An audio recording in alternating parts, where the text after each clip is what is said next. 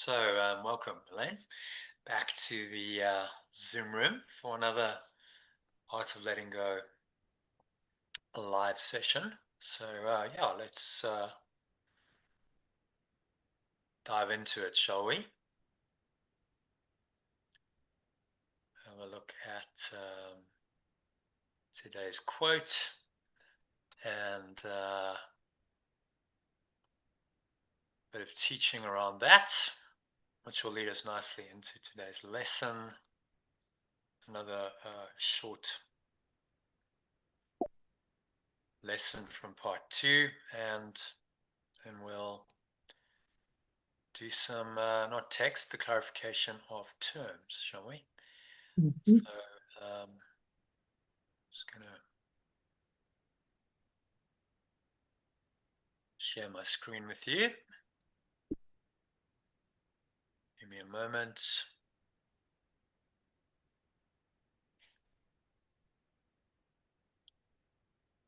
Okay, so if you can read that quote from Carl Jung, kindly. It's today's Your, headline quote. your vision will become clear only when you can look into your own heart.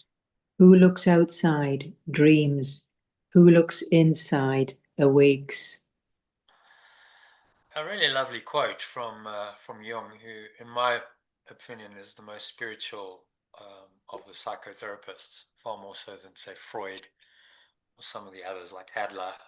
Maybe with the exception of Viktor Frankl, who wrote Man's Search for Meaning. So on a similar kind of track, I think he was influenced by Jung. I mean, this is really spiritual teaching, isn't it? Your vision will become clear when you look into your own heart. Who looks outside dreams, who looks inside awakes. That could have been said by the Buddha or Jesus or some spiritual teacher. That's what we start to see as these things align. So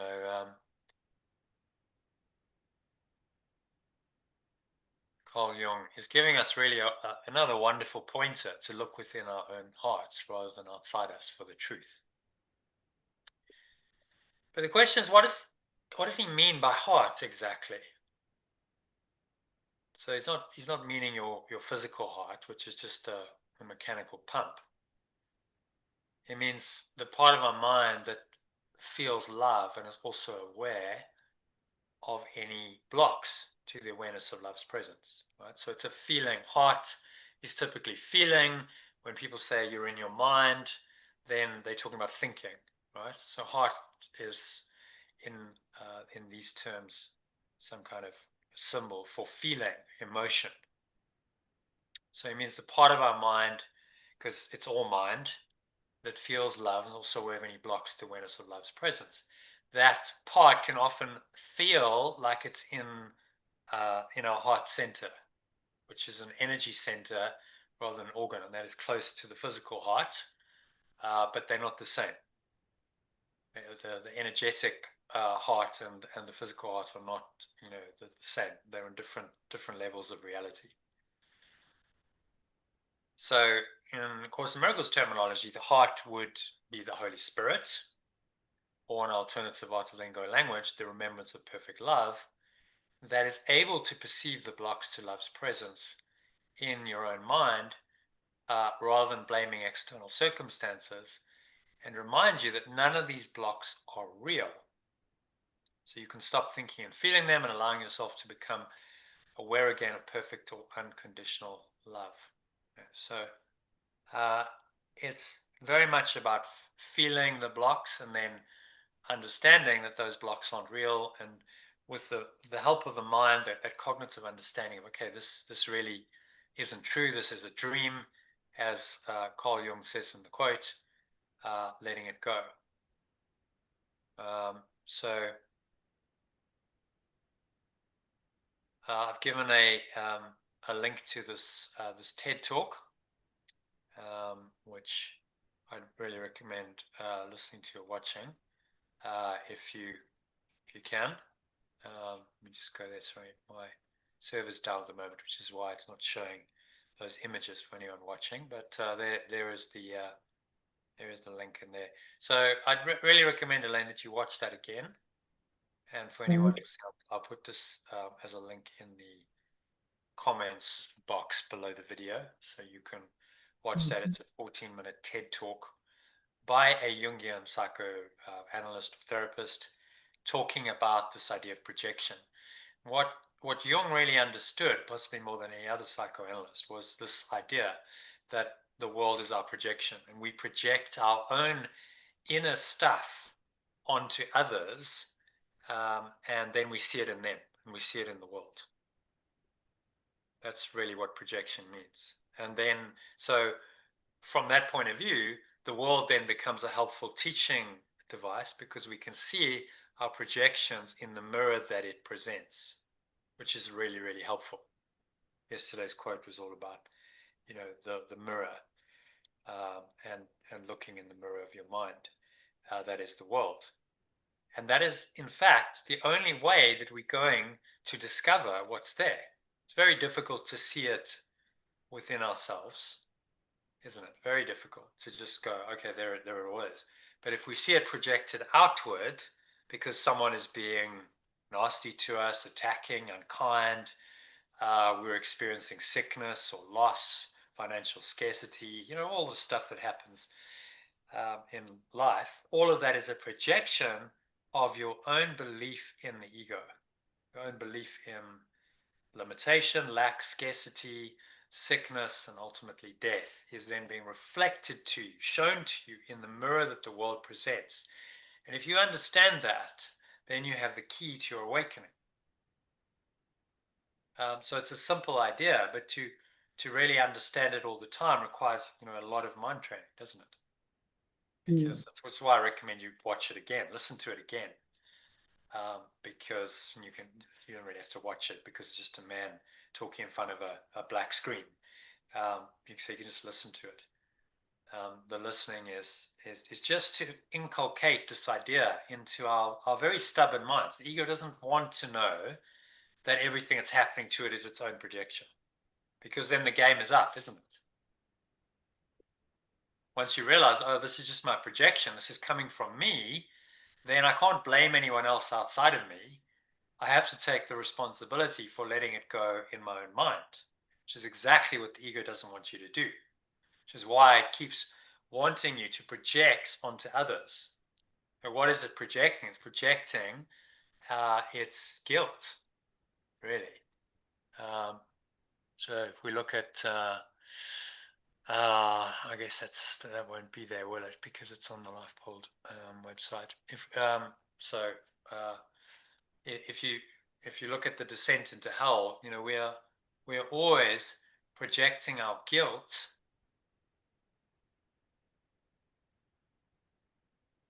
onto other people, because we're trying to get rid of that guilt through the mechanism of projection. That is a key course concept, and that is very much what Jungian psychotherapy is saying as well. That we're just projecting our guilt onto others. We're seeking to blame them, because if I'm off the hook, then someone else will be punished. I'm not the one who's going to be punished by God. So they are to blame, and I keep doing that to try and offload my guilt, to try and get rid of my guilt. But the more I do that, the more I'm actually reinforcing my guilt. So I'm saying I've got lots of guilt to get rid of, and the more I project the guilt in the form of accusation and blame and attack in all of its forms, the more I'm saying, okay, the guilt is real, the guilt is there, and I've just got to keep giving my guilt in the form of the accusation, the blame, the attacks, and the complaints. So it just reinforces the guilt, it doesn't undo it. Which is why projection is a primary ego defense. Does that all make sense? Mm-hmm. Yeah. And that's really the heart of the course's teaching on the ego. If you understand that, then you've kind of got it. It's okay. It's all a projection from your own mind. So the only place that you can change it, undo it, is in your own mind. You can't fix the world, but you can change it in your mind. And then, because the law is as within, so without, I'm projecting what's in within me, then things on the external tend to change. That's the way you change the world. That's the way you change your life. It's inside out, not outside in. The ego says, oh, you don't like that, you don't like that, so go fix it, change it, fix it, get rid of that person, go do something to fix up the dream. And when that's happened, it tells you you'll be happy. That is just ego desire, that's expectations, which means that your happiness is now reliant on something outside of you. And it just keeps the projection mechanism going. Then, of course, woe betide anyone who doesn't give you what you want, because then you're going to project all your guilt on them. It's your fault. Oh, I'm disappointed again. It's your fault. My expectation hasn't been met. It's your fault. You're the one to blame. And then we have the perfect excuse for a grievance. So this is what he's talking about, how we project our personal shadows onto others. Very, very, very key concept, very key psychological concept to understand, because once you understand that, you can then start to do something about it. If you don't understand that, what are you going to do for the rest of your life? You're just going to blame other people, and you're going to blame the world for all of your trauma. And it's not going to change. You just find that, it just keeps happening, and you just have more and more people and more things to blame. And it gets very tiring and very wearing, and there's no escape from that until you start to realize, hang on, there's a game going on here. The ego is playing me, and I need to understand what's really going on. I need to understand, the mechanics, the dynamics of the ego in order to undo it, which is exactly what the course's approach is. Understand its dynamics, understand its strategies, so that you can undo it. The same way as, if you were fighting an enemy, let's say in a war, you'd want to understand their strategies, wouldn't you? That's why, military intelligence is so key. If you understand what they're going to do, you can counter it. If you don't understand what they're going to do, you have no idea. You can't prepare for it. It's the same thing, right? So essentially, Yeshua's giving us military intelligence on the ego, saying, right, this is what it's up to, this is what it's doing, understand what it's doing, be aware of its strategies, be able to spot it when it happens, and here's how you let it go. Here's how you then counter that through this mechanism of radical forgiveness. And then you've got a strategy to counter it, to undo it. But if you don't understand what's going on, you've got no chance, have you? Mm. Yeah. Okay, so that leads us nicely into today's lesson. It's good preparation for the lesson, which is really about perception. The lesson is, I will not use the body's eyes today. Or alternatively, I will only use my spiritual vision today. So I just reframed it. Instead of in a negative way, I will not, I reframed it in a positive way. I will only use my spiritual vision today. Because that's essentially what he's saying. By saying, don't use the body's eyes, is essentially saying you only use another kind of vision, which are called spiritual vision. A vision that sees beyond the body, that isn't just seeing form. So you could call it perception. Spiritual vision is true perception. It's another name for it. I'm perceiving correctly. It's beyond just my body's eyes. It's beyond, in fact, any of my senses, because I'm perceiving with my mind. I'm choosing to perceive the world and other people in a certain way, based on a thought system, based on the idea that we are one. Then my perception of everyone and everything changes. That's spiritual vision. So it sounds like quite a highfalutin term. What does it actually mean? It means that whatever you're looking at, whatever you're perceiving in the world, you still see that it is part of one mind. It's part of one awareness, and it's never really separated. Despite the appearances that it's something separate, it never really has separated from the one awareness, the one truth that we all share. And when you understand that in connection with anything that you're perceiving, you have what's called spiritual vision. Okay. Is that clear then? Mm-hmm. So just go back here because it's easier to read here. So the original version of the lesson maybe can cause some confusion to anyone who's quite literally minded. But after all, unless you're blind, how is it possible not to use the body's eyes? He says, I will not use the body's eyes. Does that mean we're going around closing our eyes or blindfolded? No, that's not what he means. That's the literal interpretation. He's taken figuratively, taken from a higher level. He's saying, don't interpret It's about the ego's interpretation of what your body's eyes see as real. That's the problem. Using the body's eyes, he means the ego's interpretation of what your body's eyes see as real, to which it then needs to mentally and emotionally react with a wide variety of thoughts and feelings that block your awareness of love's presence. So now you've made the interpretation, then logically you're going to react. It's real, it's really happening to me, a little self that's feeling fearful, upset, angry, afraid, vicious, attacking, whatever. Now my feeling, my thoughts and my feeling about it justify my reaction, which then gets expressed in words and actions. So I might say something, I might do something, which then comes from that mental and emotional reaction. And that's the way the ego works, right? It gets us to make a false interpretation, gets us to mentally and emotionally react, and then we're going to say or do something. Right? If the reaction is strong enough, we're going to say something about it, we're going to do something about it, and then of course it's manifested, right? I take an action from the ego, whether it's saying something unkind, something harsh to or judgmental to someone, or it's physically doing something. Maybe I attack them physically. Maybe I do something on a physical level, like block them out of my social media account or whatever it is. I'm doing something, right? But it's all coming from the mental and emotional state that really is very variable. There's a wide variety of thoughts and feelings.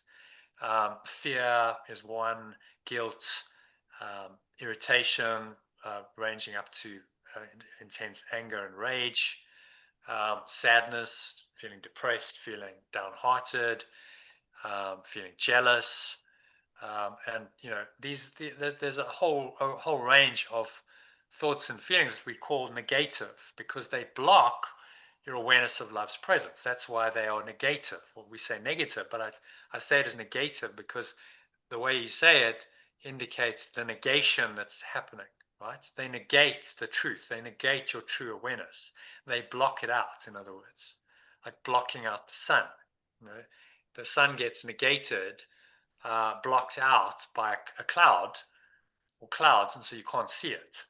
You know it's there, but it's not immediately visible. It's not in your awareness immediately because it's been blocked out. It's the same idea.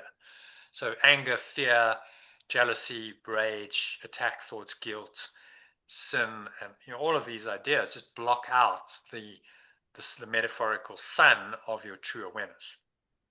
So in truth, the external world the body's eyes see and your other senses perceive was made up by the ego, which remember is just a belief in separation and a separate self that expresses this belief in the world to justify the unloving thoughts and emotions that constitute the ego and prevent you from being aware of your true self. And the perfect or unconditional, it's perfect because it is unconditional, love that it helps you feel for everyone and everything. Okay, so the ego is just about justifying all of this, saying, yes, you're completely justified in this block to awareness of love's presence because so-and-so has done this, this person's done this person said that event has really happened, and therefore you now have this mental and emotional reaction, which is completely justified by the events outside of you, and carry on and go deeper into that. This understanding was really the insight that I had after the most mystic experience of my life, probably 9 days into an intensive Vipassana silent meditation retreat, in which for those few moments I became aware of perfect formless love, if you want to call it that. I call it pure formless awareness. And then after those few moments, I don't know how long it was because there was no sense of time. I don't think it was very long. Maybe it could have been seconds. It could have been a few minutes. I sort of came back into cognition. I was thinking again, and then the Holy Spirit, or the Remembrance of Perfect Love, interpreted the experience for me to show me more clearly than ever before that the world is really a dark veil of illusion. The words, now I get it. I understand why it's an illusion. And it just suddenly kind of dropped. It's difficult to describe. It's like a massive download. I had this experience and then this massive download of information. It's just like if you watch The Matrix, you have it, right? Oh, yes, yes. Where they get the downloads. Like, I Yes. felt a bit like that. It's like, whoa. sudden like download of information, of understanding it. It's like, oh my God, I get it. It all just kind of clicked. Years of studying the course, years of spiritual practice and experience just kind of clicked in that moment. I was like, oh my God, I get it. I get it. That's why it's called a veil of illusion, because it's covering over this pure formless awareness that I just experienced. And the thought system and the world that's projected from the thought system work in cahoots to cover it over. That's why the world is the veil of illusion that is designed to cover over the truth in you, because it just keeps stimulating these negative thoughts and emotions that then block out the truth. So you're never aware of that true awareness. And the world is designed precisely for that reason. That's why we invented it. And then I'm like, oh my God, I get it. I kind of got it before, but not as viscerally, not as experientially. Mm. It was like, okay, I really feel that, because I felt that. I went into that experience of pure formless awareness for a while and just felt the absolute bliss, freedom, love, joy. Words don't really do it justice. Just a pure existential experience. Like there is something here that cannot be described, but it It's, is. When to say I am you that I can't put am, it into words. Yeah. God is. That's really the best you can do, because how do you explain that? How do you put it into words that are inherently dualistic? It's very difficult. Mm. But it was just a pure awareness, and there was nothing else. I was aware that I was aware. I wasn't asleep, Mm. but there was no sense of time passing. So it's not a normal experience. That's why it's called a mystic experience. It's just like, okay, this isn't, my senses aren't engaged. I'm not interacting in the world. There's no sense of time. There's no sense of space. There's no sense of even me as a separate person. That was what really went away. There was no Jono there. There was no person. Yeah. It Just just, well, they say you can't put it into words. Yes, it's many people have. yeah, They just just a can't. pure experience. And, you have to experience it to really know it, to really understand it. Which is why we practice. And eventually, if you keep practicing, everyone will have that kind of experience. It's not exactly the same, but, similar, where you just connect with that presence, that source that's beyond duality. And in the moment of connection, of experiencing it, you get it. You can't not get it because you've experienced it. That's why We the can. mystics are, their Yeah. knowledge is based on experience rather than on book learning, because they've actually experienced it. They may have had to study texts and do various spiritual practices to get there, but once they get there, it's almost like we'll throw the book away because the experience explains it all. So I really had that. It was a very profound experience. I'd had this mystic experience, and then there was this moment of insight. In the East, they call it satori, where it's just like boom, a download. I get it, insights. I'm understanding. So I'm thinking, but it's on a higher level. It's like I'm now understanding what I didn't fully understand before. But I felt like the whole course just kind of dropped. It was like, oh, okay, I get it. On another level. In studying this thing and studying and getting aspects of it and trying to penetrate through, the blocks that the ego puts in place because it doesn't want us to understand it. And then bang, just like, wow, massive download. Those blocks are gone and I understand it. So, I would say that only came because of many years of spiritual practice. I'd been doing the course pretty consistently for about 16 years at that point. About, no, 15 years. It's 2021. Started the course in 2006. So it's pretty much bang on 15 years of pretty intensive, practice, reading. I've read the text a number of times, done the workbook lessons every year, just keep doing the workbook lessons.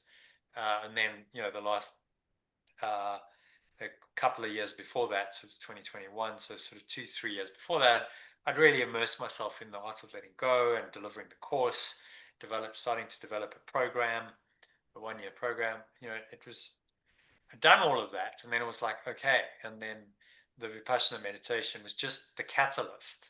It was like, okay, that's the switch that's going to flick it, that's going to suddenly allow that mystic experience to happen. If I hadn't done the Vipassana meditation, retreat probably wouldn't have happened. maybe it would have happened in another way, maybe at a later time.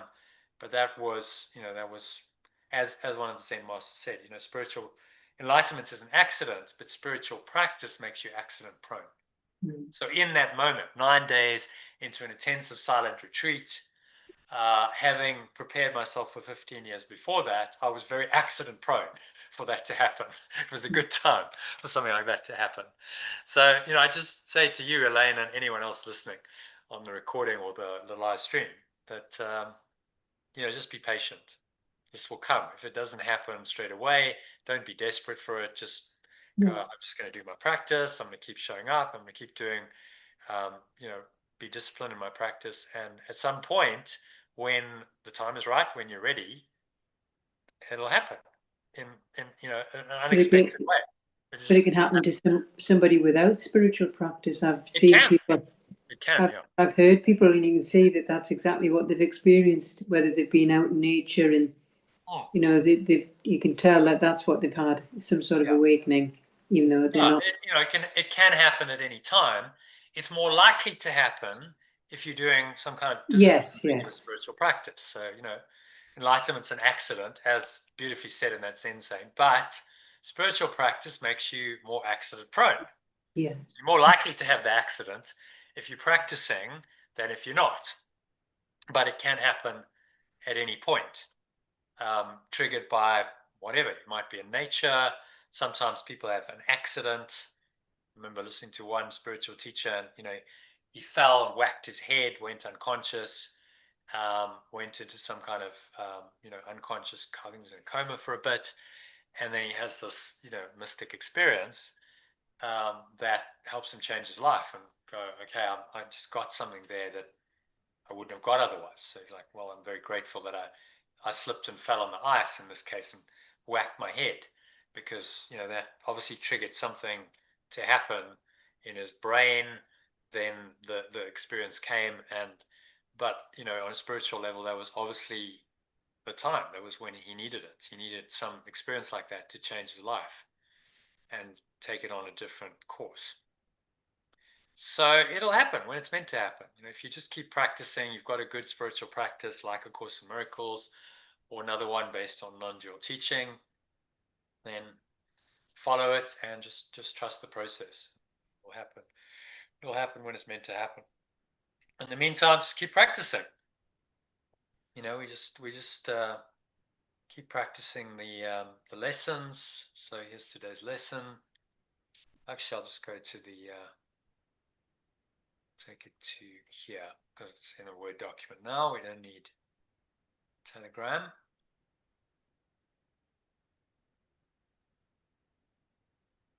Yeah, so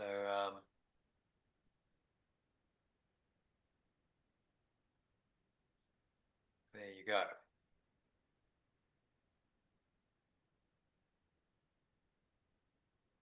So let us give me a moment. I'm just gonna get this going.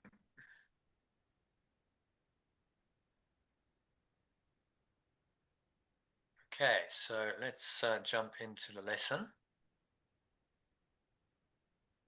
Lesson 270, end of another series of 10 lessons. So if we want to do some text today, because we haven't done that for a while, then let's skip what is the body. But just to summarize it, do you want to summarize it, Elaine? You've probably read it a few times. What's he saying here in 2 minutes? What's the essential message and what is the body? Well, it's a vessel. We aren't the body. We're free from the body.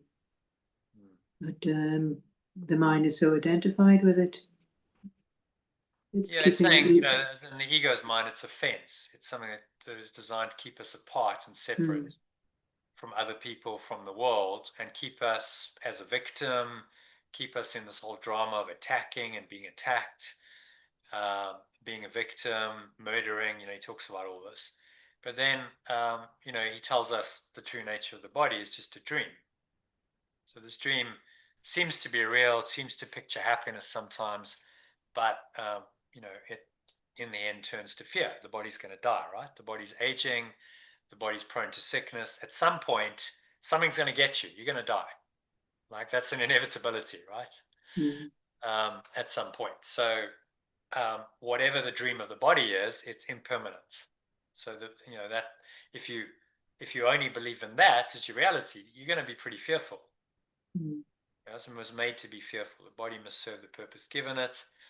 But then he's saying to us, I can change the purpose that the body will obey by changing what I think that it is for. So, as you say, it's a vehicle, it's the means by which perfect love's extensions return to sanity. Although he's made to fence them into a helpless, enervated little life. Maybe just read the last couple in the alternative quickly. Yeah. The body is the means by which perfect love's extensions return to sanity. Although it was made to fence them into helpless, innovated little life without a hope of escape, the goal of pure formless awareness has still been exchanged for the pursuit of victimhood and the suffering this inevitably brings. The extensions of perfect love extend their awareness to reach and help each other follow the journey of awakening. Now the body is innocent. Now it serves to heal the mind that was made to kill. Yeah. So what's he saying there essentially? What's the key message? Well, it's just saying that the body is the means by which perfect love extension return to sanity. It's been a fence to make us helpless and very small life without any hope of escape. So it's just saying that if we serve it, then it's just suffering and it eventually will kill. Yeah. So it's designed to kill us, but we can change our minds about it. That's really our grace and glory. We can change the mind and say, okay, although the body's going to die, the purpose of the body while we're alive is to help us awaken, to help us learn who we really are and transcend the ego. That's its only purpose. Once we understand that clearly, the body takes on an entirely different function, doesn't it? Mm. So you're no longer concerned with body identification or, my body needs to look good, my body needs to smell good, and, all of the accoutrements that go along with that, jewelry and perfume and fashion and makeup and Botox. I mean, the list goes on and on, Mm. right? As to the things people do to make their bodies look good and improve the cosmetics of it. That none of that means anything anymore because the body's not for that. The body is purely a device for helping you to journey in this world, have various experiences, and help you learn the truth of who you are. So then it takes on a very, very different purpose, and none of those purposes mean anything anymore. They wouldn't matter. So you could say that this teaching is an industry killer. It's just going to, if everyone understood this, you just wouldn't have a cosmetics industry. You wouldn't have cosmetic surgery. You wouldn't have the whole beauty industry. Would just be like, well, it's ridiculous. Why are you trying to beautify your body? Just be healthy. Just be normal. And just, if you live your life according to these principles, you're healthy and normal, and your body will radiate that. You don't need to put stuff on and make yourself look better, and all of that just goes away, doesn't it? It's not necessary. It becomes a bit ridiculous, really. So all of that identification disappears, and now the body has one singular purpose, which is what he says in paragraph 5. So just read that. I will identify with what I think will make me safe. Whatever it may be, I will believe that it is one with me. My safety lies in truth and not in lies. Love is my safety. Fear does not exist. When I identify with love, I am safe. When I identify with love, I am home. When I identify with love, I find myself. So,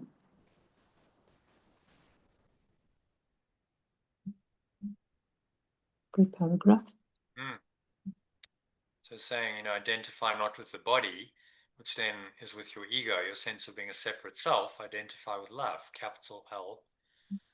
And then you find yourself, because I am love. You are love. You are that presence we call love, that awareness we call love, pure formless awareness of perfect love. The words in the end don't matter, right? They just point you to an awareness of what you really are. And the purpose of the body is to help you realize that. Now, how many people understand that in this world? Very few.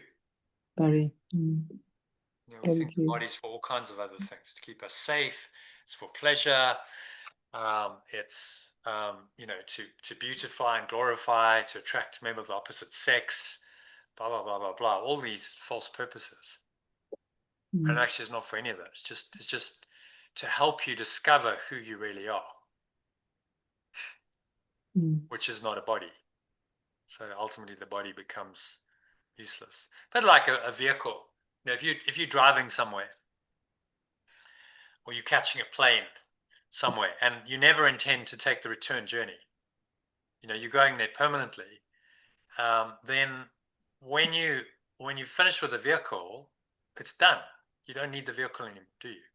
If you're catching a one-way ticket to wherever, South Africa, Timbuktu, any destination, and that was it. You were going to live there for the rest of your life. You were never coming back. You don't need the vehicle anymore. So in the same way, you don't need the vehicle of the body once you're on that one-way ticket, right? While you're in it and you're journeying, that's your journey of awakening. It's very useful. You need the plane when you're in the air, when you're at the airport waiting to take off. You need the journey. You need the plane. Absolutely, it's important. But once you've landed, you get off the plane. That's it. You're done.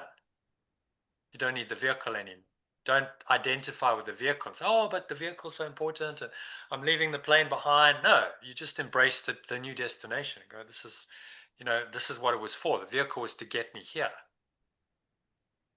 Now I've arrived. I don't need the vehicle anymore, because I don't need a journey anymore, because I've arrived. I'm at my final destination, which is paradise, which is heaven.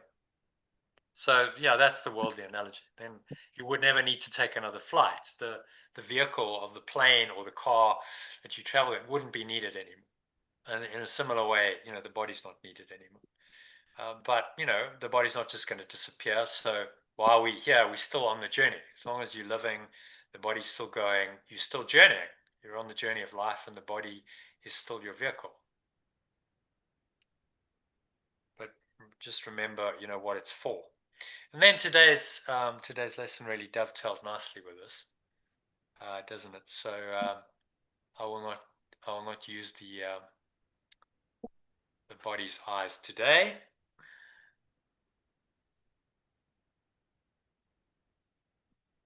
I will not use the body's eyes today.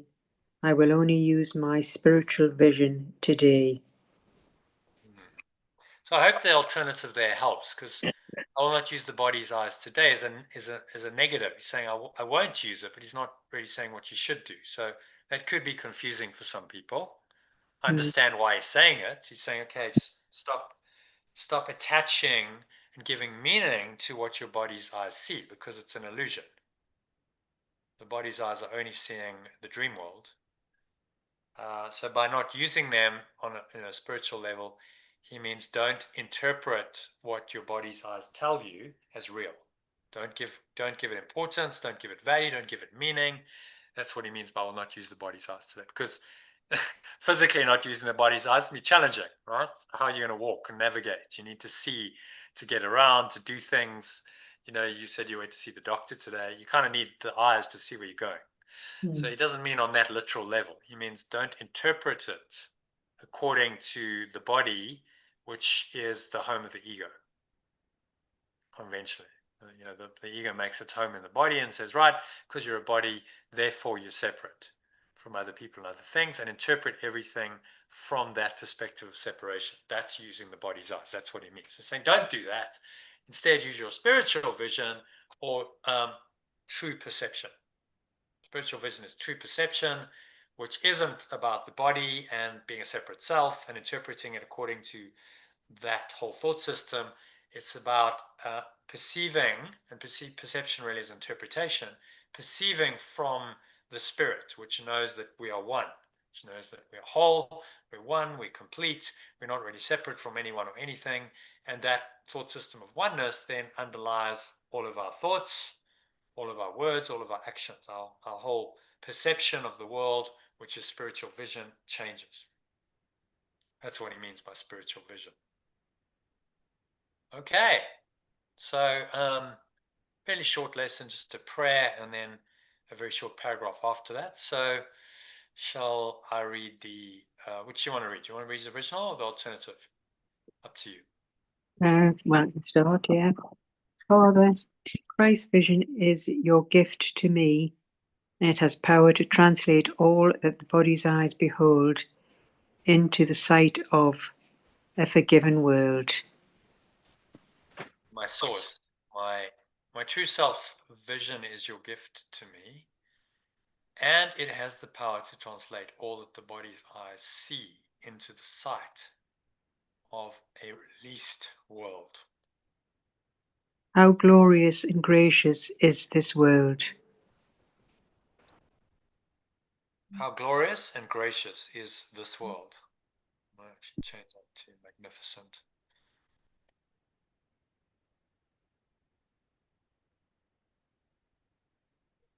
Okay.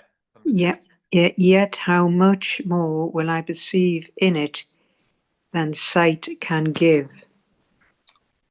Yet how much more will I perceive in it than sight can see?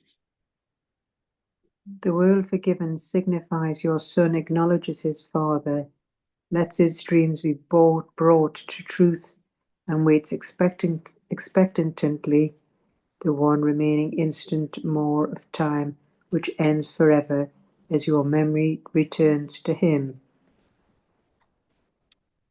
So the world released signifies that I, your extension, acknowledge my source, let my dreams be brought to truth, and wait expectantly the one remaining moment more of time that ends forever as your memory returns to my mind. And now his will is one with yours. And now my awareness is one with yours.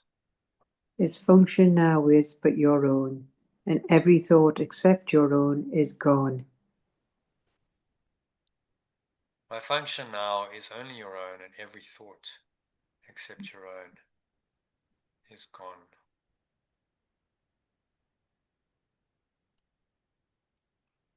Okay, and then do you want to read it from the top in the alternative kindly? My source, my true self's vision is your gift to me. It has the power to translate all that the body's eyes see into the sight of a released world. How magnificent and gracious is this world, yet how much more will I perceive in it than sight can see. The word release signifies that I, your extension, acknowledges my source. Let my dreams be brought to truth and wait expectantly the one remaining moment more of time that ends forever as your memory returns to my mind. And now my awareness is one with yours.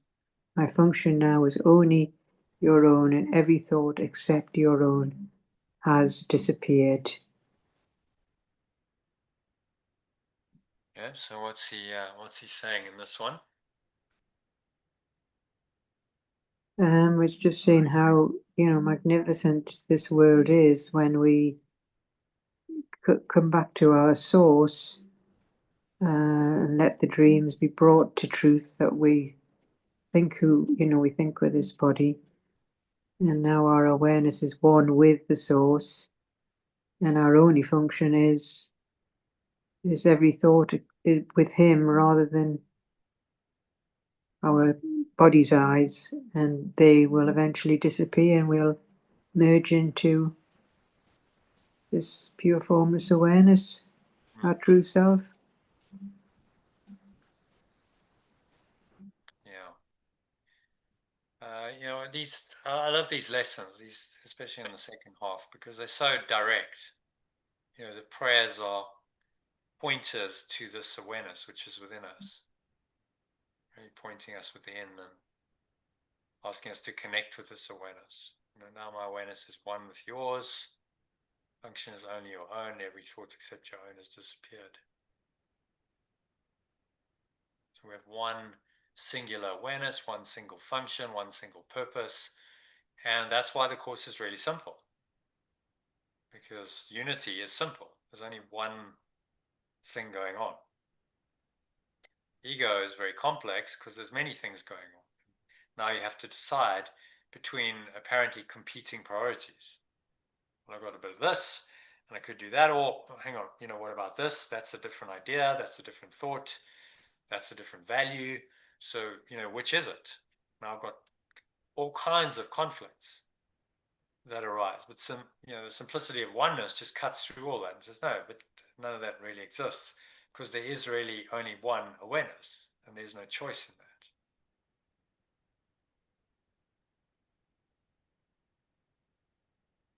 Okay. Happy with that? Mm-hmm. All right, have a look at the illustration. Just read the text about the illustration from my friend Kat. Yeah. Father, Christ's vision is your gift to me, and it has the power to translate all that the body's eyes behold into the sight of a forgiven world. How glorious and gracious is this world. Yeah, and then you see the picture is Everybody illuminating.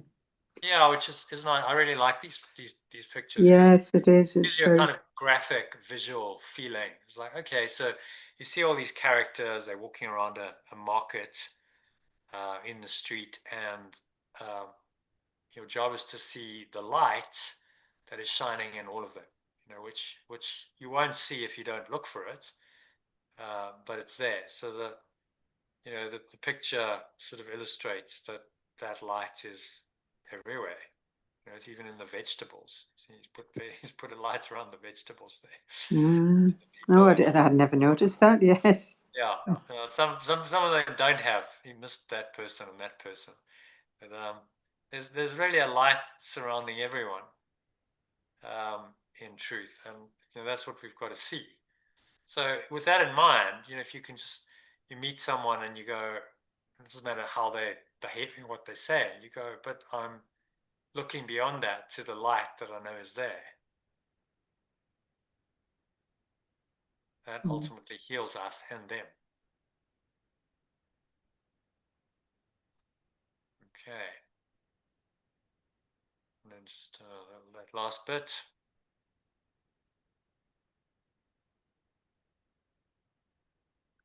And then Yet, yeah, yet, how much more? yet, how much more will I perceive in it than sight can give? The world forgiven signifies your son acknowledges his father. Okay, thoughts on that?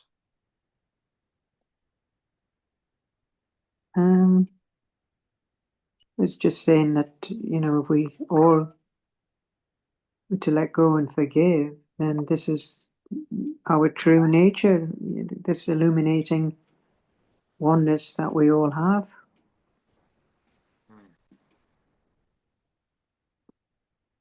So it's a case of all of us forgiving everybody. Yeah, well, that will ultimately reveal the real world to us. So the world forgiven is the real world. Signifies your son acknowledges his father, acknowledges its source. So the extension finally acknowledges its source, which is really a simple idea, right? We're the extension of this great source. We've forgotten that we're the extension of it, believed in another awareness.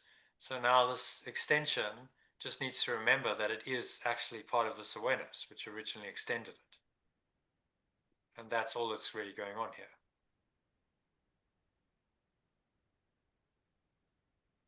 Does that make sense? We lost ourselves in the world, and Yes. now we can regain it, but we must change our mind by reinterpreting what we see.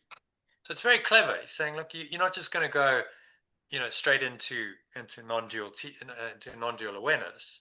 It's going to happen gradually by changing your perception. So start Yeah. seeing the light of true awareness in everything.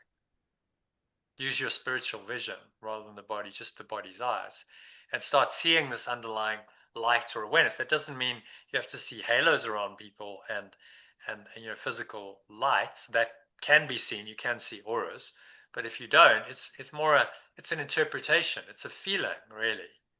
Like, okay, I see you, my brother or sister, and I feel the unity with you, and I bless you. Mm. Okay, so clear. Yes. Let's go on to paragraph 2 then. So I'll read the original this time, you read the alternative. So the quiet of today will bless our hearts, and through them peace will come to everyone. The quiet of today will bless our hearts, and peace will come to everyone through them.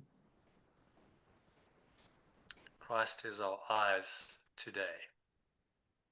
My true self is my eyes today. And through his sight we offer healing to the world through him.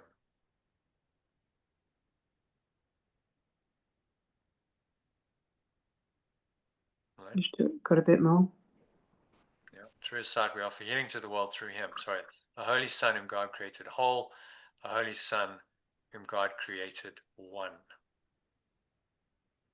And through its sight I offer healing to the world, and the pure extension whom perfect love extends as whole, the pure extension whom perfect love extends as one. And from the top, the quiet of today will bless our hearts, and peace will come to everyone through them.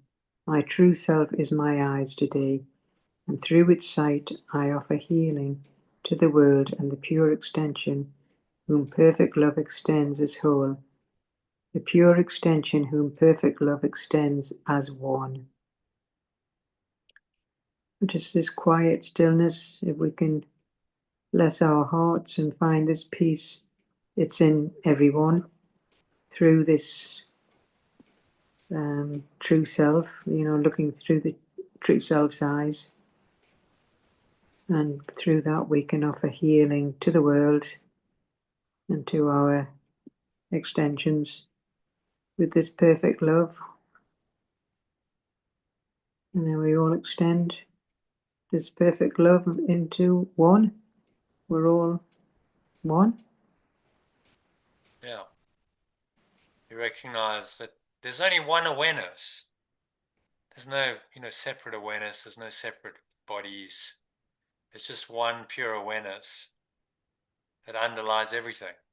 And that awareness is always there because it's eternal. And none of the ideas of separation, bodies and all the things bodies get up to, and the entire world based on that, none of that really touches this underlying awareness at all. Doesn't affect it in any way, shape, or form.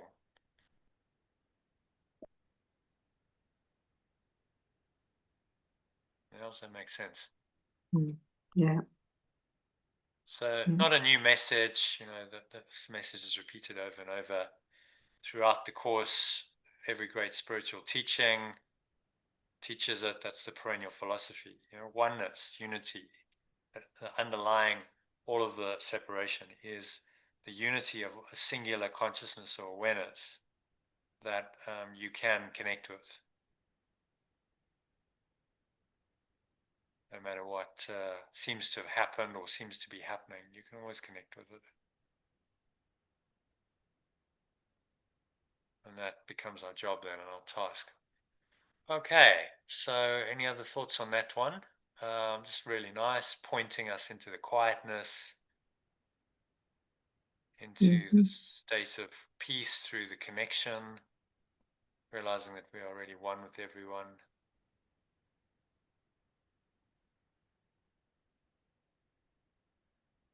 Okay, and then just a couple of images.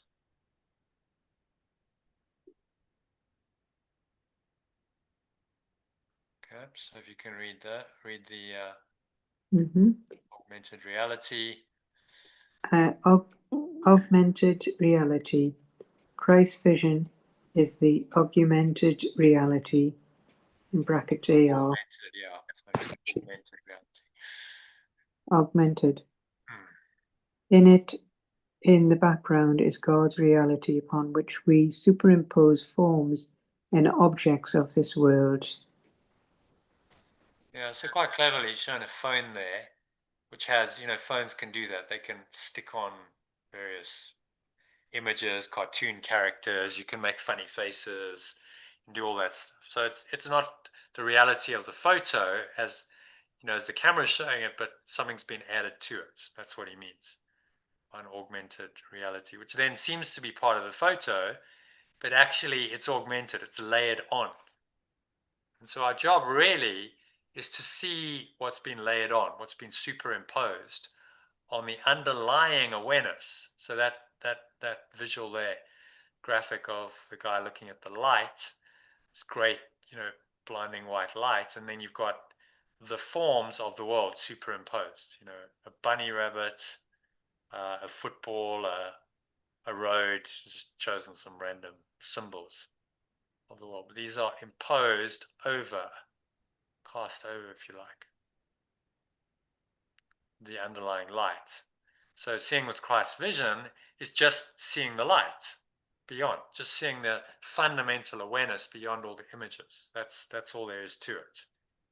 But obviously it's formless. There's nothing tangible to that awareness. It just is. It's more of an intangible presence or feeling that you have, rather than something you can go, okay, there it is, and now it has a specific form, and I can measure it, touch it, taste it, feel it, and smell it.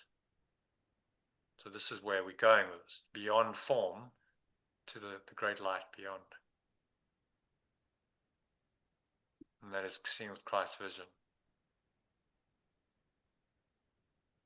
Okay, and then just a last slide. I will not use the body's eyes today. I heavily rely on my eyes along with the rest of my senses. In each moment I lean on their testimony like an old man leans on a cane. This lesson asks me to throw away the cane today. That's it. Very fitting, yeah, isn't it? How's that for? Because you're Good using timing. Good timing. Yeah, Yeah. I mean, just like it's uncanny because that was exactly what you were told today. Yeah. Well, yesterday evening. Yesterday. Oops, I just switched that off. Yeah. Sorry. Yeah. Yeah. No, yesterday evening. Yes. Yeah. Yeah. Yeah. So that's often how it works. The lessons are very They coincide very much. yeah. How funny. That crutch, that cane, is the body's eyes, the body's ears, the body's brain, the senses. The Mm, sense perceptions of the cane that most people rely on. So yes. spiritually, the real miracle, it's showing you, look, you're actually not a body. You're free of the crutches, the supports that the body needs, and on a deeper level, you're free of all of the senses of the body as well. That's the real crutch or cane.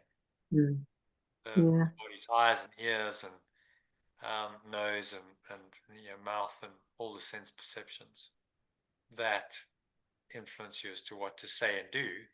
None of those are really true. No. Yeah. So So why there do you go. you need them? And if Mm, they're not true, and they're telling you a false story, right? So the ego says you're weak and you're frail and you need the cane to support you. Otherwise, danger, you might fall. And then you mhm. hurt yourself even more badly, and then you're in real trouble. So use a cane, right? Yeah. But the premise is you're weak. You need support. That's a false premise by definition, because actually you're not weak. You don't need support. You're actually free in God. You have all the support you need just in God, and you're not a body. So why do you want to believe that you're weak and frail, and you suddenly need a cane? Stick.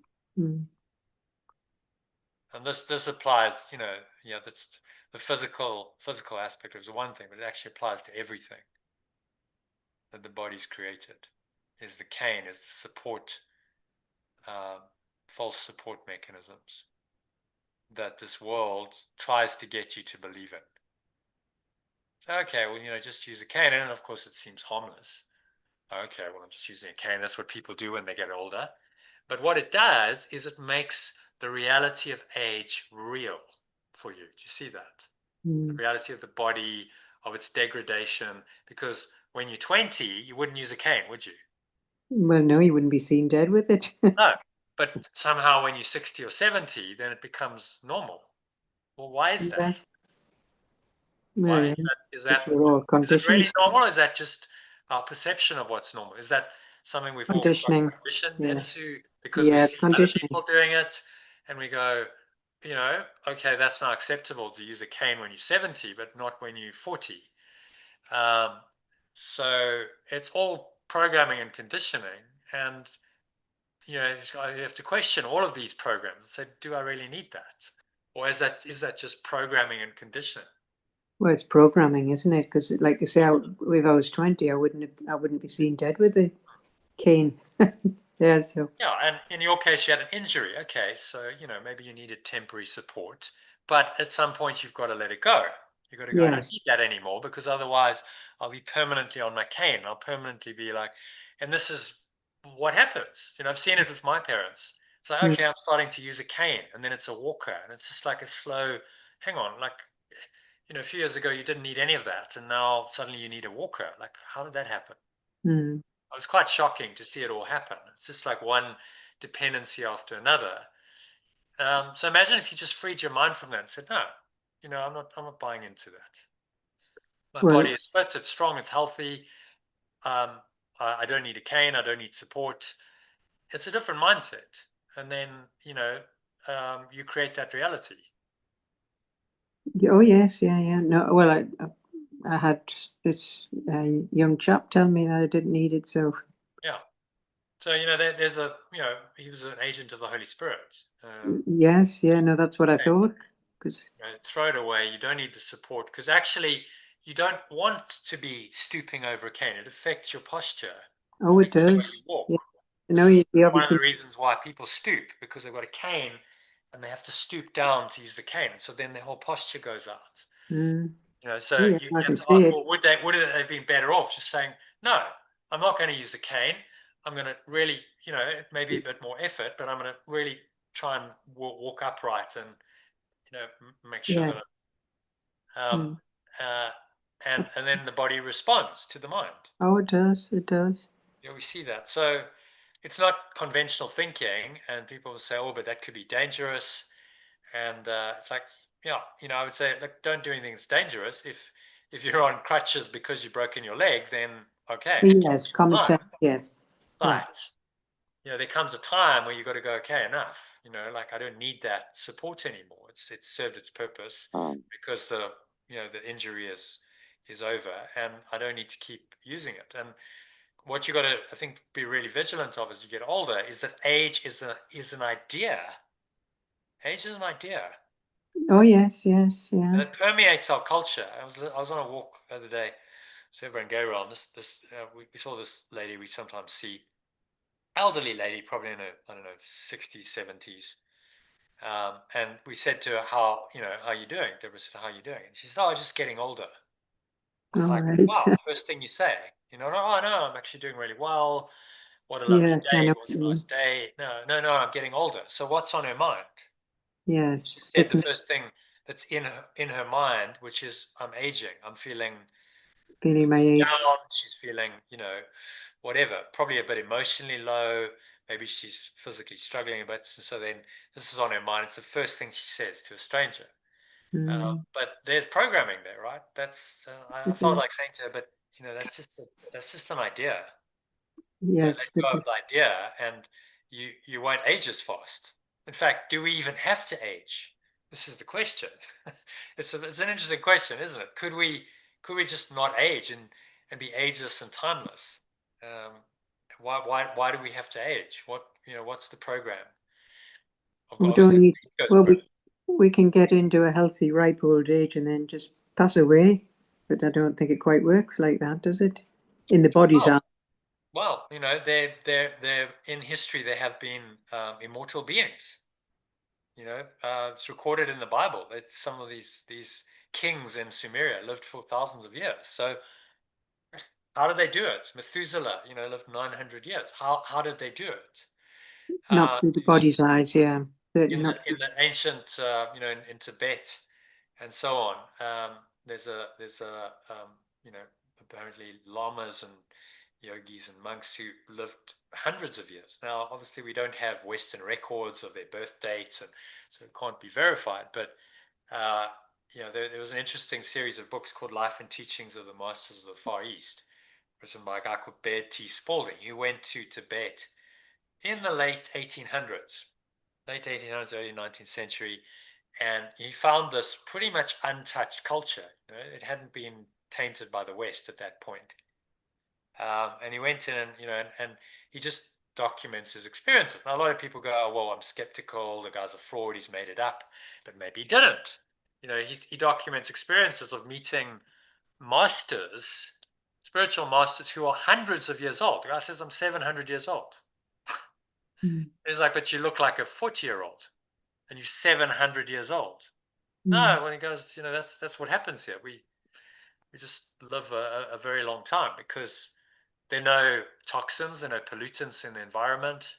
They're on a spiritual wavelength. They're doing, disciplined spiritual practices like meditation and yoga and breathing and so on. And they don't have that idea that we're aging. That's not in their culture and in their mindset. So they don't. Interesting. Like how it works. I'm 52 now, but I don't feel 52. I don't look 52 because what's 52? It's just a number. It's a mindset. Most people 52. Okay, you're getting a bit old now. You're certainly midlife. You're moving into older age, which starts at whatever the number is, 60 or 70. So okay, you need to accept that. I'm like, well, why? Why can't I be as fit and strong and healthy as I was when I was 30? Why can't I be? Who says? So, this is the cane is really the thought system that he's talking about. Yeah. Related to the body, the attachment to the body, these ideas that are very ingrained in our culture that tell us, well, okay, the body's real, and yes, age is inevitable, and you're going to age, and the body's going to degrade, and it's going to suffer, and you're going to die, and that's just how it is. That thought system is the cane. That's what he's talking about. The body's eyes, the body's ears, the body's brain, the whole body identification, which if you really look at it objectively, is a train smash. It's horrible. So it's an awful thought system. Right. So you're guaranteed in that thought system to get older. You're going to decay day by day. You're going to get older. Things are not going to work as well. You're not going to be as functional. Eventually, you may not even be able to walk. Eventually, your body's just going to die. And, it can all end really horribly. I mean, are we wondering why this fills us with fear? It doesn't really hold us up and make us feel secure. Rather, it fills us with fear. We use the cane. We go, okay, this is a sign of my weakness. This is the sign I'm getting older.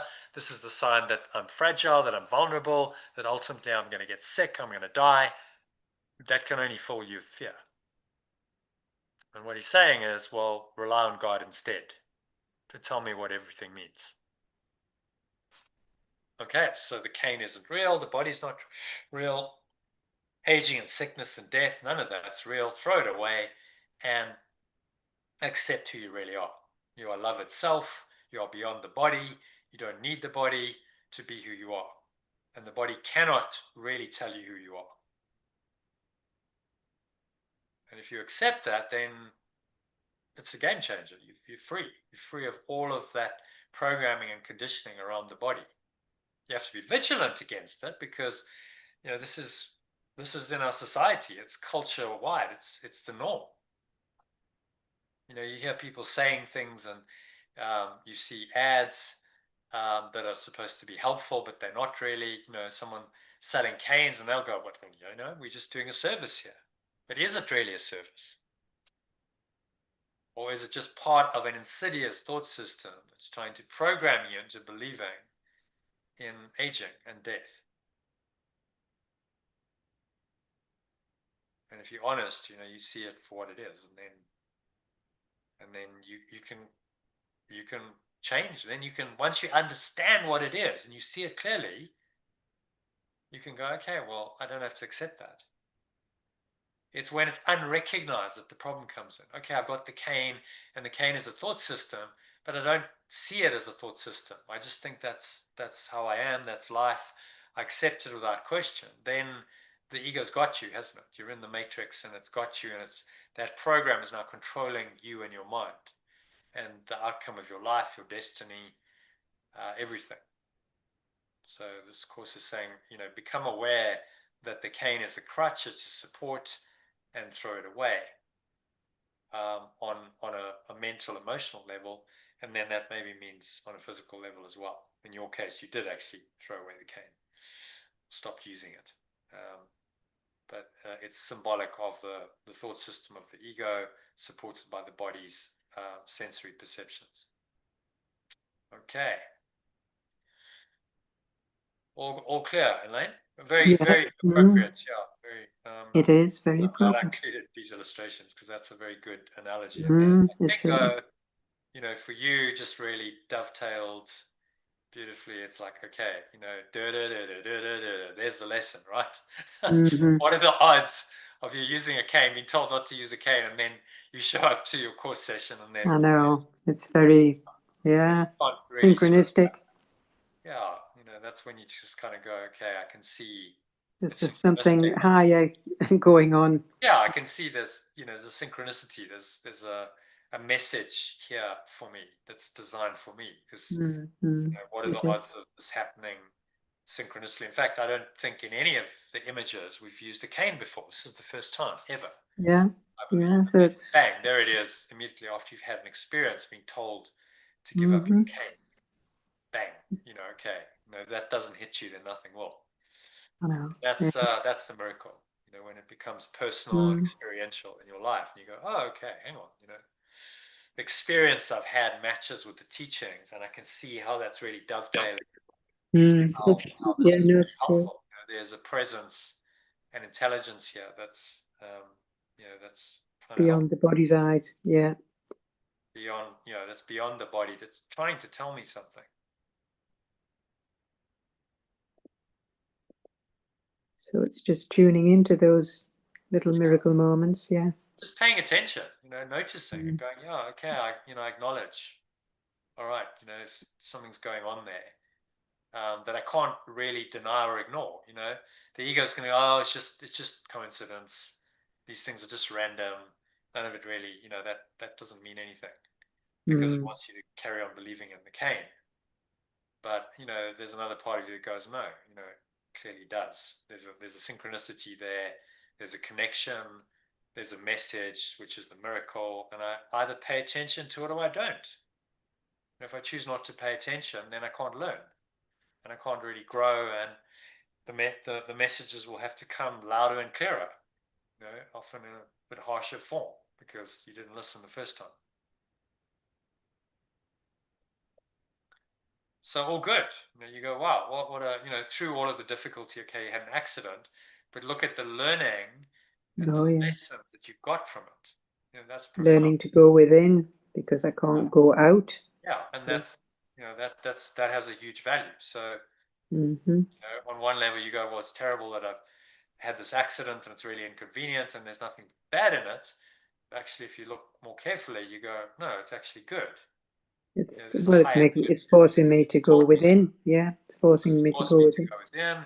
It's forced me to confront some of my ego beliefs. You've now had a number of miracles which have shown you, what the body is and how to overcome it. And none of that learning would have come if you hadn't had the accident. So is the accident bad then? No, it just was meant to be, yeah. It's part of the plan, right? It's part of the Holy Spirit's plan for awakening you. And if you can accept that, then it's like, okay, it's fine. I'm not resisting it. It's just an experience. And the experience in the body of the injury and then healing the injury is part of my journey. It's part of my awakening program. So I just accept it. And then life becomes so much easier because I'm not resisting it all the time. No, it's in a state of acceptance. That's what acceptance means. It means I'm not resisting what is. I'm accepting it as a lesson. I don't accept it as reality necessarily. I don't go, this is ultimate reality, this is ultimate truth, and yes, I'm going to get injured and the body's real. No, that's what it means.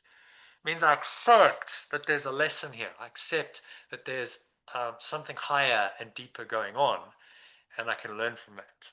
Mm.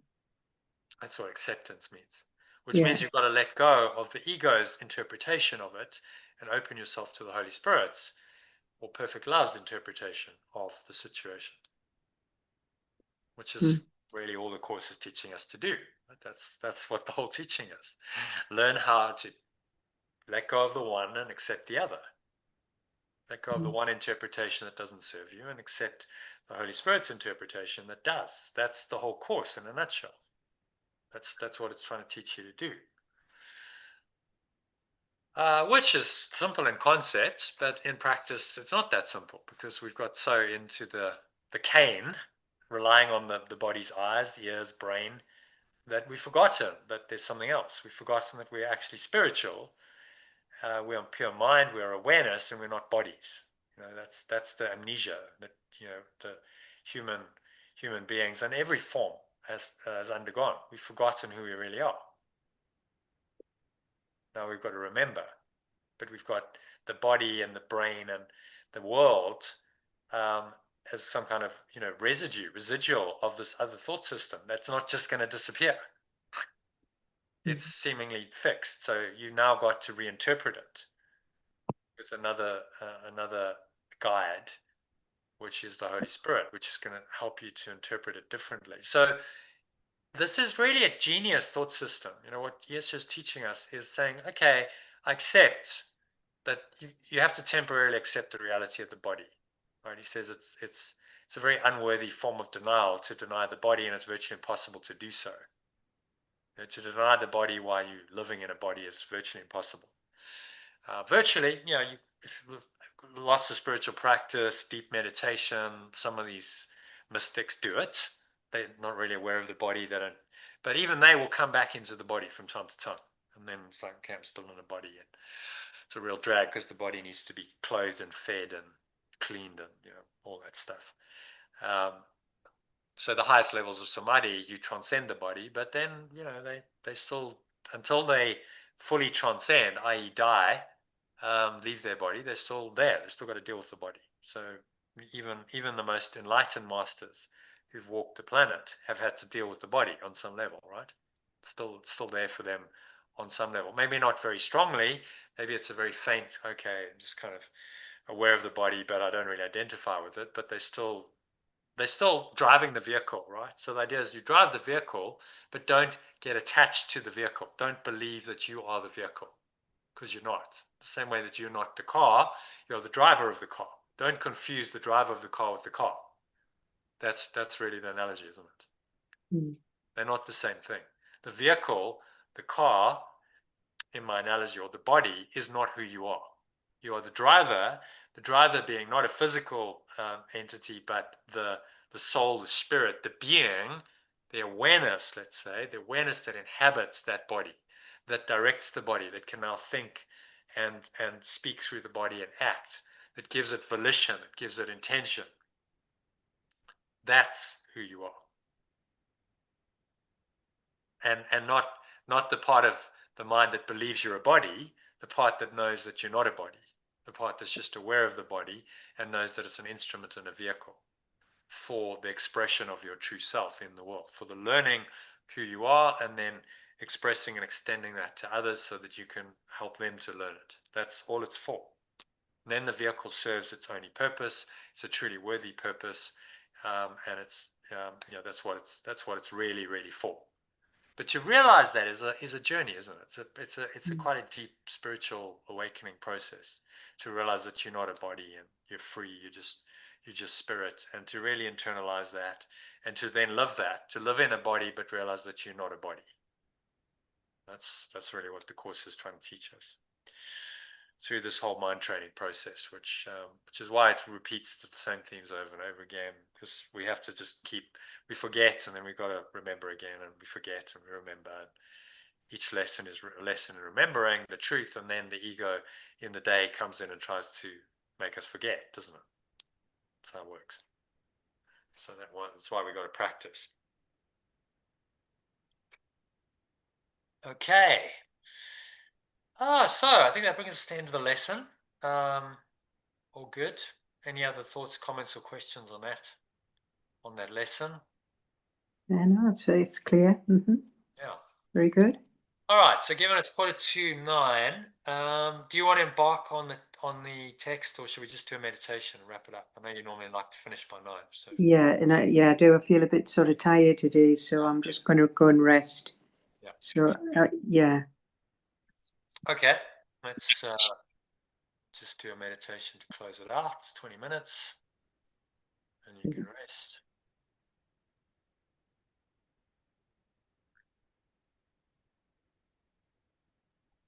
Okay. So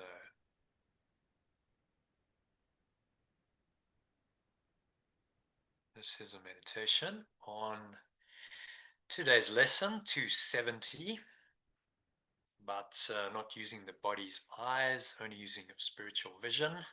So I'll just guide you through that, read it to you. It'll take 15 to 20 minutes just to do that. So sitting comfortably with your feet shoulder width apart, your back straight. Cup your hands in your lap, close your eyes. And start off by taking a nice deep breath in through the nose. Breathing in, clenching the sphincter muscle used to lock the energy in, draw the energy up the spine, into your heart center, draw it up into the crown of your head.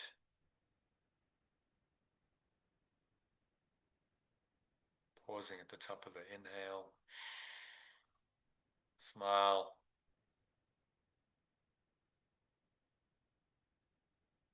Scan your mind.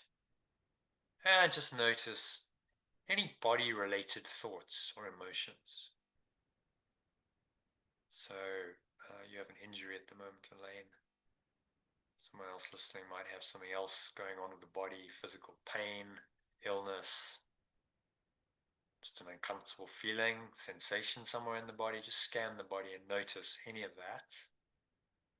Just breathe into it. Take another nice deep breath in. Like you're breathing in your true awareness, light, if you like. If you visualize light, you can visualize light going into it. Just a feeling of lightness and expansive awareness. Just kind of go with the flow, whatever comes to you. If you're visual, then you might see something, or you'll just feel something or experience something. Remind yourself of today's lesson that I will not use the body's eyes today. So that's really the body's sense perceptions, if you want to expand the eyes. The way I've phrased it in the alternative is I will only use my spiritual vision today, which is true perception, a different perception, a spiritual perception of the world that acknowledges the primacy of spirit, of this one mind or awareness that underlies everything, and dismisses what the body's eyes tell it. The body's eyes focus on separation, on differences, on bodies, all the differences between bodies, what bodies do, what bodies say, especially if you don't like what they say. Maybe you do like it. Maybe you desire to be with another body. It's all the same because it's just a body that's not real. It's an illusion. So this instruction, this lesson is about helping us to see beyond the body. Using only our spiritual vision necessarily means we must not use the body's eyes. Today I've just interpreted it as, okay, this is the logical next step after you understand that commit to not using the body's eyes is using only your spiritual vision.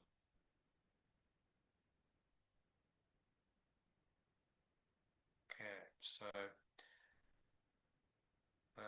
just exhale.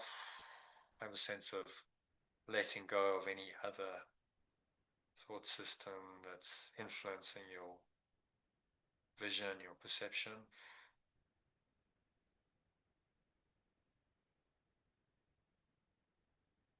Blowing it away with the the breeze of your breath, the nothingness that it really is.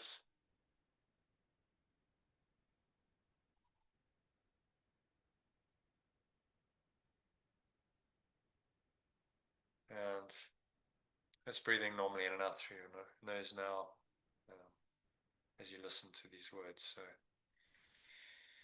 breathing in again, nice deep inhale breath. Feel like this light awareness is fusing every pore, every cell, every muscle of your body, every part of your mind, every fiber of your being. And you say, my source, my true self's vision is your gift to me. Embrace that vision, that gift. Feel it in your heart. And it has the power to translate all that the body's eyes see into the sight of a released world.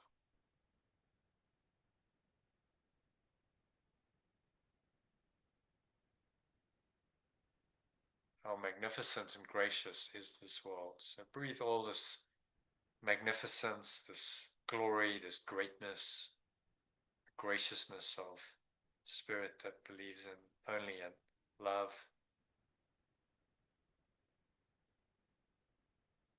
only in perfect unconditional love.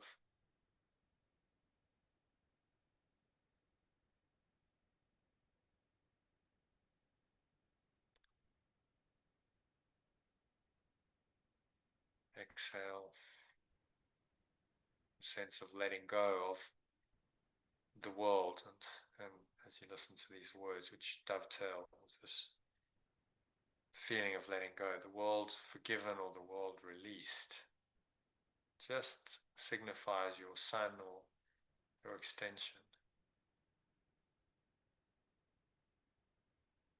Acknowledges its father or its source and lets its dreams be brought to truth. Waits expectantly for one remaining moment more of time.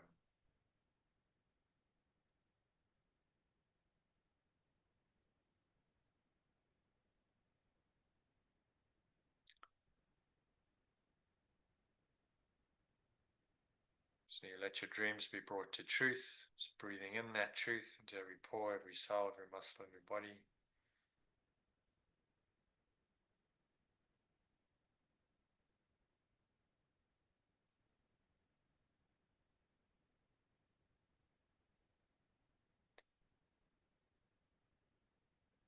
Bring all of this to truth, breathing it in to every pore, every cell, every muscle of your body, surrounding area.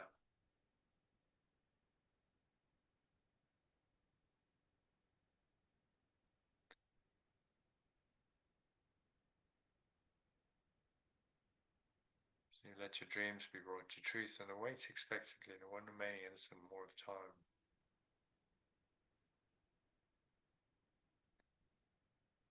Which ends forever as your memory returns to him.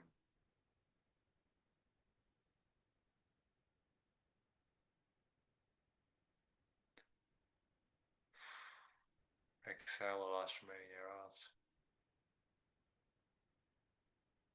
Spell it all, lower stomach into the spine.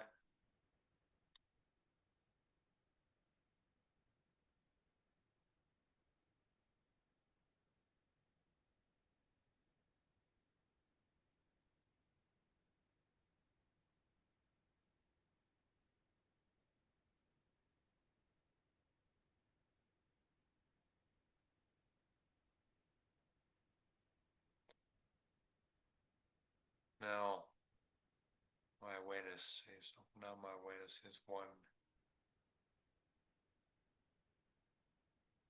with yours. My function now is only your own, and every thought except your own has disappeared.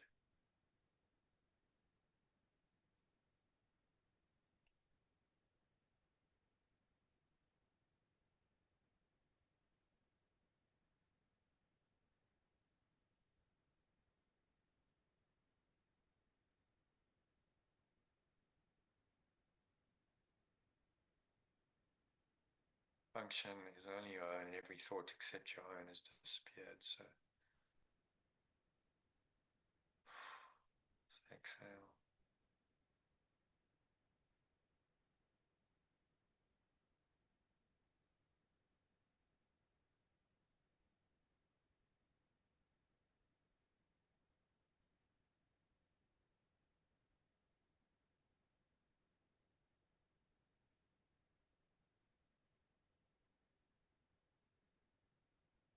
yourself a Christ vision as your gift.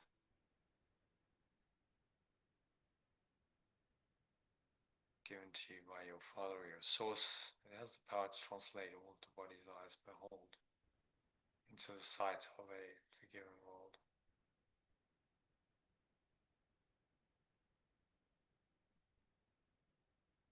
How glorious,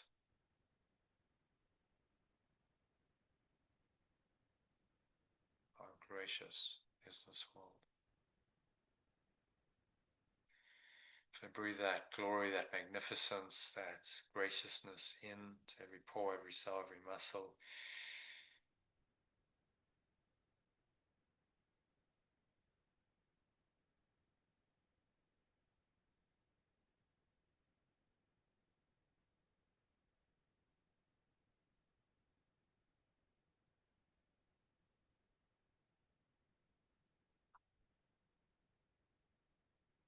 And how much more will I perceive in it than sight can give?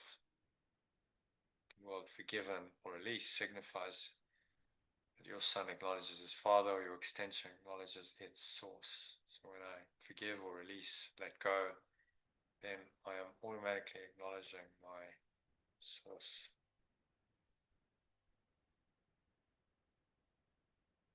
So it is. Feel that connection with your source, the acknowledgement.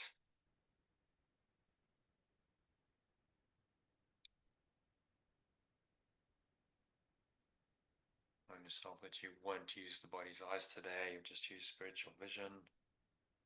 Throwing away your reliance on the body's senses, the body's apparent reality as perceived through its own senses.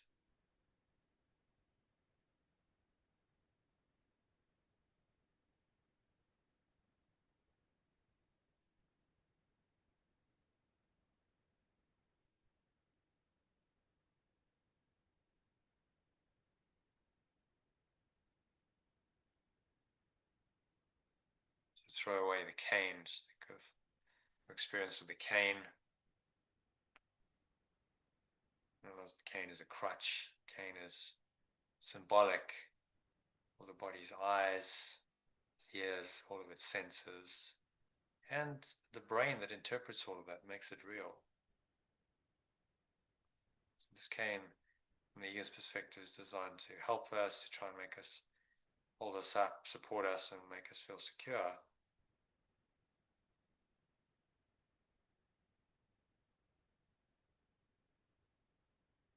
But actually it's just a crutch, a support.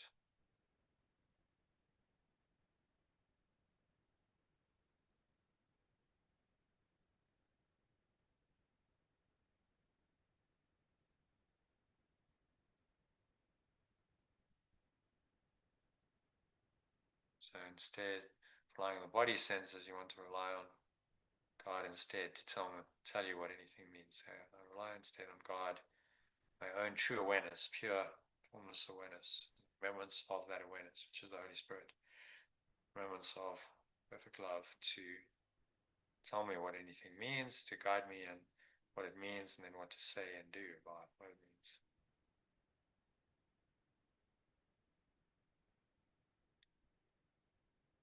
So it is.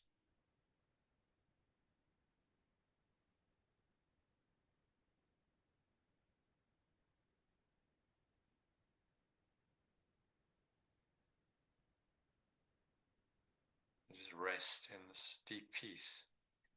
This is a state of surrender. It's not your way, not your will, but another will, thy will. Yeshua put it, my will, but thy will be done.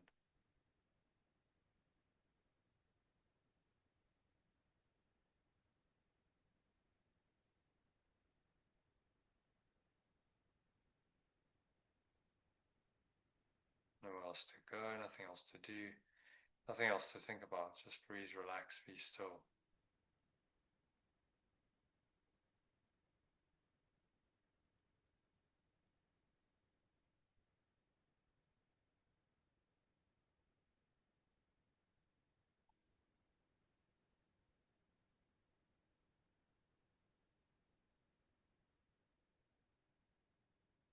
If any thoughts come in, just recognize them as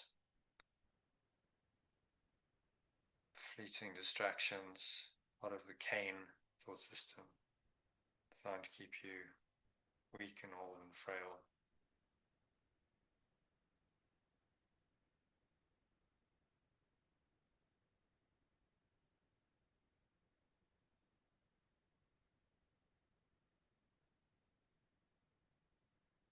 And just sinking inwards, deeper and deeper with each breath.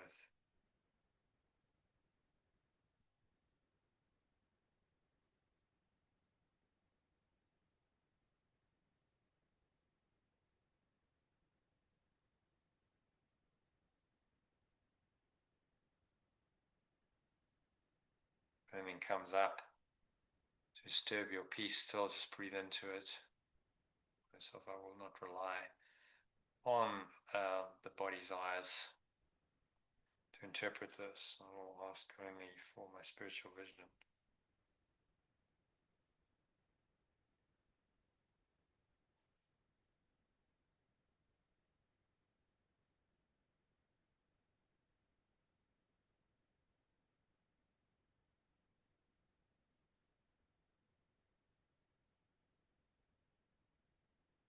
Just let go, exhale, breathe out any of these blocks, those presence, whether it's fear, doubt, worry,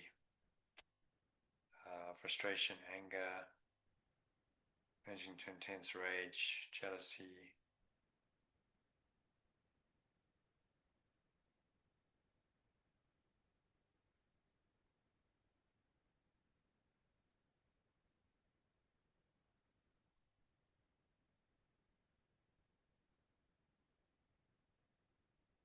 Exhale out, blow it all out with the breeze of your breath.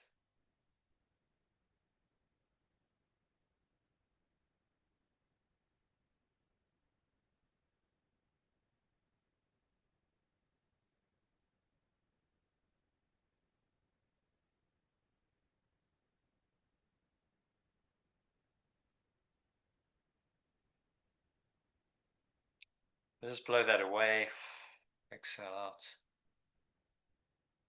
The breeze of your breath, imagine it's like a dark cloud or black smoke, that thought, that feeling, it's leaving you on every level, mind level, but also in your heart. Started off with the heart, and clearing the heart, the whole lesson's been heart-centered, so finish off with the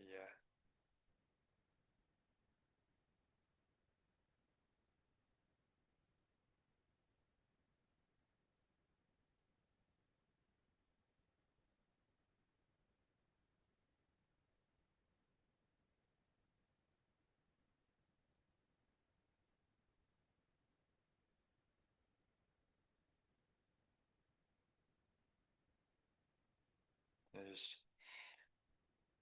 one more deep breath in. Imagine you're infusing light to every pore, every cell, every muscle of your body, part of your mind, every fiber of your being is in this light.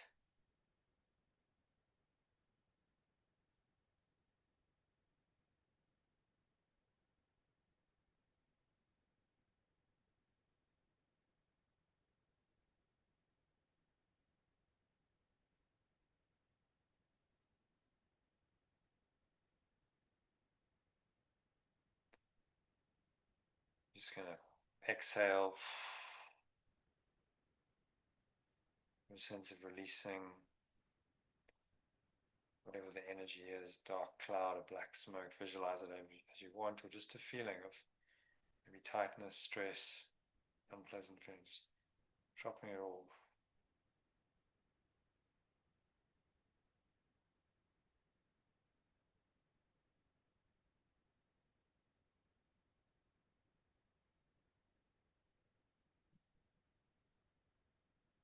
Exhale, just release every thought, every word, every action.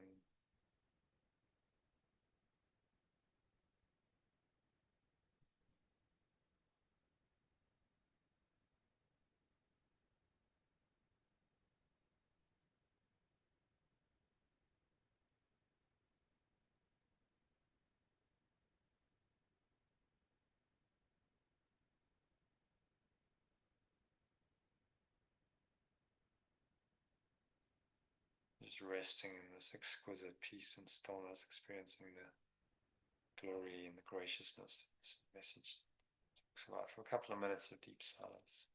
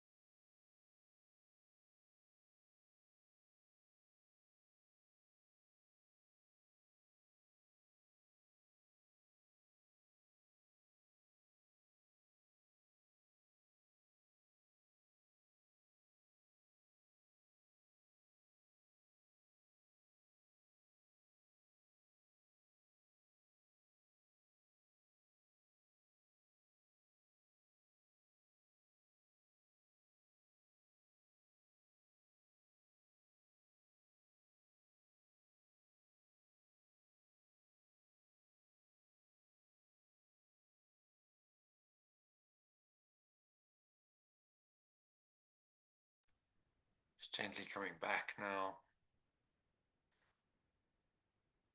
from this really deep connected state into awareness of your body and the breath, the senses, and the world. So remind yourself you're not a body, but be aware of the body's senses without identifying with the body as you. That's really the art of this. So understanding that, knowing that, accepting that. On the count of three, you're going to come back into that awareness of the body. So one, just breathing in, noticing how the stomach rises and the chest rises. Subtle flow of air in through the nostrils.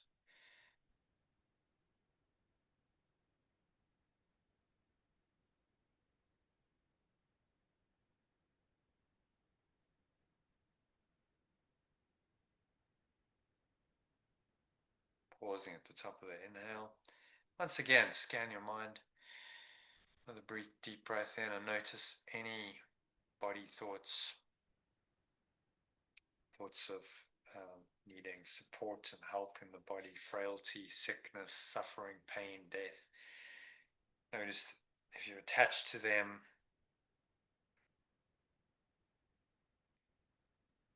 and remind yourself that you will not use the body's eyes today. You will only use your spiritual vision.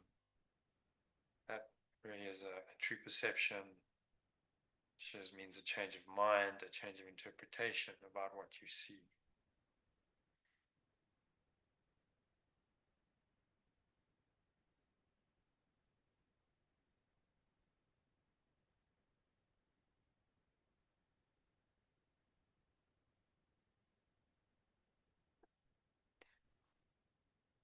So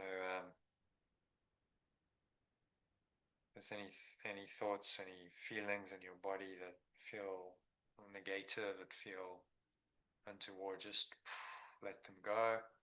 Use your breath to help you do that. Exhale out. Blow it out like a dark cloud or a black smoke. It's leaving you. It's going, gone. Pull the lower stomach into the spine. All the last remaining air out.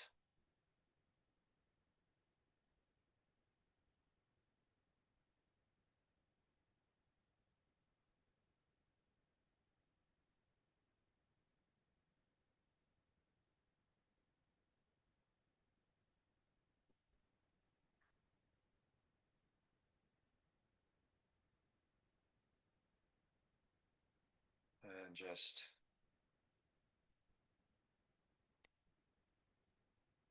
feel the weight of your body.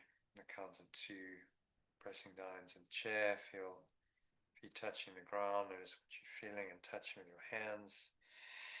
Breathing in again, noticing what you're smelling, maybe tasting, touching, feeling. Remind yourself, but I will not use the body's eyes. I'll use only my spiritual vision. Otherwise, I would interpret the body's sense perceptions differently.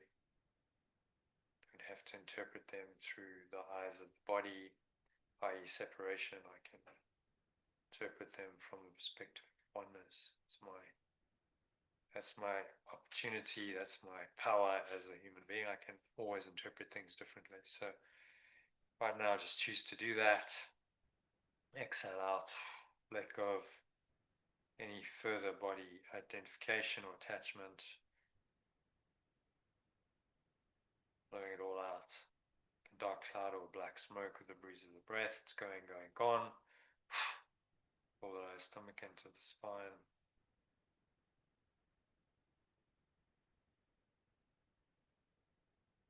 Expel the last remaining air out. Pull the lower stomach into the spine so you're completely empty. Hold the breath briefly. And just rest here for a few really delicious, glorious moments. It's absolute peace, stillness. Feel the tranquility, serenity, the peace of this wonderful presence we call God, which is just your own awareness. Accept it in, embrace it.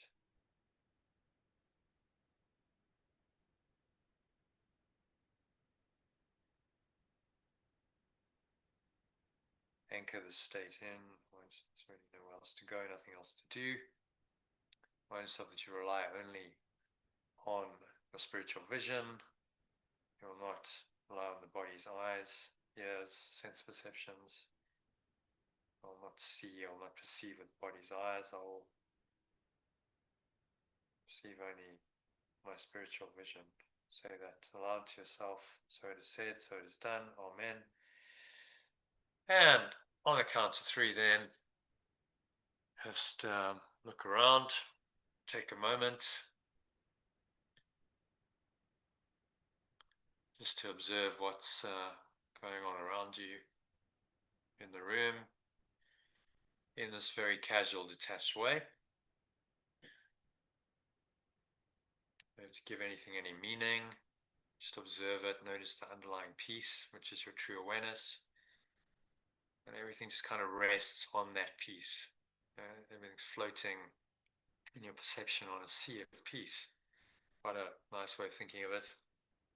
The underlying reality is the sea, not what's floating on it. Those things that float on it are fairly incidental compared with the magnitude and the enormity of the ocean they're floating on. So it's kind of like that. This underlying awareness, this vast, infinite, eternal awareness is always there, and then everything in form. And then we spend most of our time thinking about touching, tasting, perceiving, thinking about it. All of that is just these forms that just float on the ocean of truth, as Isaac Newton said. It seems like I've been a little child fiddling around on the seashore with these pebbles and shells, these trinkets of the world that really mean we don't see the ocean.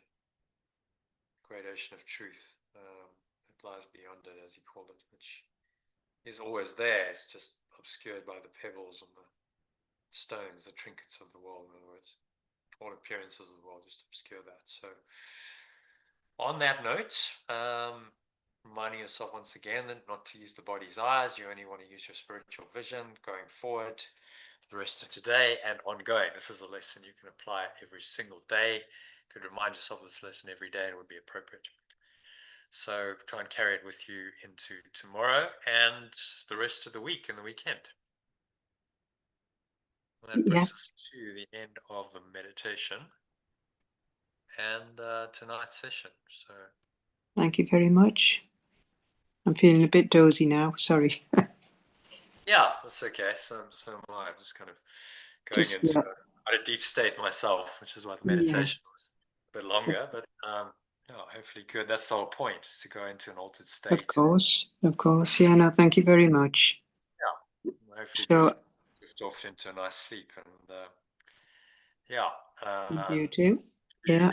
recovery, and See you next week. see you sometime next week. I'll try and make it Tuesday or Wednesday. Okie doke. I'll see you. I'll let you know. Okay. Okay. Good night. Excellent. Good night. Thanks for joining. Namaste. Namaste. Bye. Bye. Okay. So that is a wrap for today, I believe. Thank you to Elaine for joining. If you would like to get more of this, I do this weekly, so you can subscribe to the channel. Hit the subscribe button. You can hit the notifications bell as well, which will tell you when there's a new episode, so that you'll be notified. You can also go to lifepool.com if you want to, and there you can subscribe to the Telegram group, which is a free Telegram group on which I send the daily inspirational quote, some commentary around that, the daily lesson in the course, and a mini meditation or breath break to help you practice that, as well as notifications about these live sessions, which you can join via Zoom. So check it out. Go to lifepool.com, sign up. You just need Telegram downloaded on your mobile device and a mobile number. Register to Telegram. I'll pick you up and I'll be able to add you to that group. And I hope to, there's a lot of value in that. And maybe you'll join us in one of these live sessions soon, which I really like. So take the next step, do one of those things, and I hope to see you on the inside soon. Thanks for watching or listening, and namaste until next time. Which means the divine spirit in me that sees beyond the body acknowledges and honors that same presence, same divine spirit. It's not a body in you. So much love, peace, and joy in that spirit.